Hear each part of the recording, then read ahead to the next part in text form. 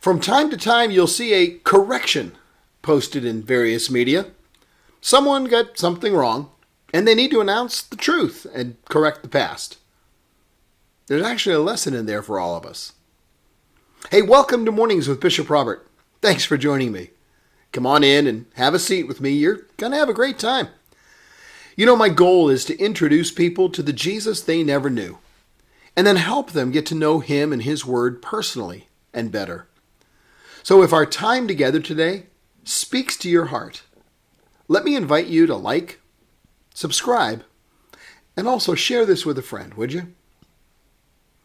You know, in the media, it's usually some fact checker or editor that steps in and causes a correction to be posted. Who is it that can speak correction into your life?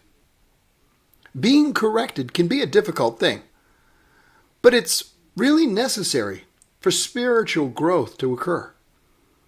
None of us is able to be right all the time, nor does anyone possess great skill in every area. Solomon wrote of his need for the abundance of counselors.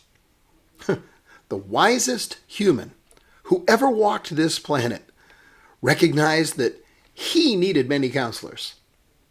That ought to tell you something. You know, by my count, Solomon wrote a minimum of 3 times in his book of Proverbs about the wisdom of multiple counselors.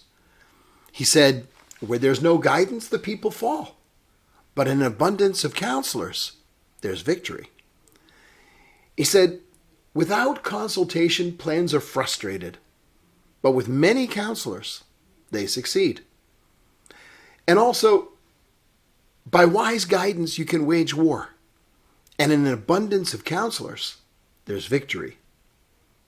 Now, there's several words that come to mind when you describe a person who thinks that they have no need of others to provide counsel and advice to them. And none of those words are complimentary. But that brings us to today's verse, which tells us to accept correction, and you'll find life. The benefit of many counselors is in the diversity of viewpoints. Now, none of your counselors will, in and of themselves, have all of the answers either. But when you're surrounded by loving people who share your vision, and when you've built a foundation of trust that allows them to speak honestly and freely to you, then you've placed yourself in the best possible position to succeed. So says Solomon. Being given counsel is only half the battle, though. Accepting that counsel and acting upon it, that's the other half. See, our verse for today says, accept correction and you will live. Accepting correction requires listening to the voices of those trusted people, measuring their counsel, and being willing to change your mind and your actions. One of the key areas where we all need to accept correction is in our determination about how good we are and what to do about it. First point, none of us is good enough to make it to heaven on our own. And comparing ourselves with someone else and determining that, well, we're better than they are, so we must be okay, that isn't going to get us off the hook when the time comes to answer for our life. We all need a Savior. Second point, we tend to think the issue is good enough versus not good enough.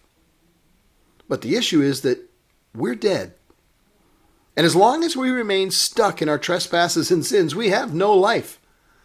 When we accept correction from Jesus Christ and his offer of forgiveness, full and free, that's when we find life. And life beats death every time, especially when you're talking about eternity.